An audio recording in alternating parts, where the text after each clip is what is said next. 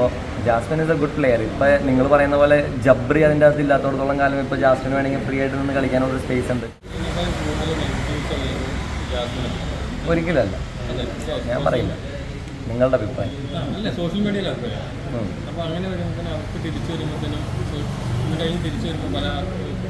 Jasmine ഇനി ഒരാഴ്ച കൂടി വീണ്ടും അകത്ത് നിൽക്കുന്നുണ്ട്. ആ സമയം കൊണ്ട് നെഗറ്റീവ് പോസിറ്റീവ് ആയാലോ.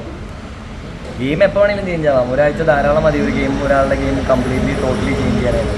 ജിൻഡോ ചേട്ടൻ തന്നെ അതിൻ്റെ ഏറ്റവും വലിയ ഉദാഹരണമാണ്. ഒരാഴ്ച നെഗറ്റീവ് ആയി കഴിഞ്ഞാൽ പുള്ളിക്ക് അറിയാൻ കൃത്യമായിട്ട് അതെങ്ങനെ മാറ്റി പോസിറ്റീവ് ആക്കണം എന്നുള്ളത്.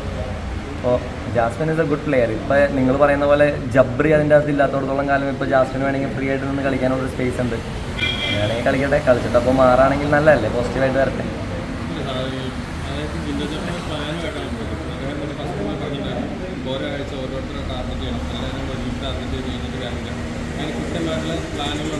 പക്ഷേ ഇൻട്രസ്റ്റിംഗ് ഒരു ടാസ്ക് വന്നാൽ ഓട്ടോമാറ്റിക്കായിട്ട് ഈ ഗെയിം പ്ലാനുകളെല്ലാം ഓരോരുത്തരുടെ ഉള്ളിൽ നിന്ന് പുറത്ത് വരും. അത് ജാസ്മിൻ്റെ ആണെങ്കിലും നന്നായിട്ട് പെർഫോം ചെയ്യാനായിട്ടുള്ളൊരു സാധനം വരുമ്പോൾ ഓട്ടോമാറ്റിക്കായിട്ട് ടാസ്ക് ബേസ് ചെയ്തിട്ട് ആ പെർഫോമൻസ് പുറത്ത് വരും. അപ്പോൾ അതിനനുസരിച്ചിട്ടുള്ള പ്രശ്നങ്ങളും അല്ലെങ്കിൽ അതിൻ്റെ പരിഹാരങ്ങളൊക്കെ അവർ തന്നെ കണ്ടോളും. എനിക്ക് തോന്നുന്നത് ഇപ്പോൾ ഈ ഒരു ഭാരം ഒഴിഞ്ഞല്ലോ, അതായത് ഒരുമിച്ച് നിൽക്കുന്നു അല്ലെങ്കിൽ അതിൻ്റെ ഒരു പ്രഷർ ഒഴിഞ്ഞു കഴിഞ്ഞാൽ ഓട്ടോമാറ്റിക്കായിട്ട് നമുക്ക് ഇനി കുറ്റം പറയാൻ പറ്റില്ലല്ലോ. അതാണ് ഏറ്റവും വലിയ കാര്യം. അതായത് ഞാൻ അവിടെ ഇല്ലാത്തടത്തോളം കാലം എന്നെ ചേർത്ത് ഇനി പറയാൻ പറ്റില്ലല്ലോ. അപ്പോൾ ഓട്ടോമാറ്റിക്കായിട്ട് പെർഫോമൻസ് ഇൻഡിവിജ്വലായിട്ട് വന്നോളൂ.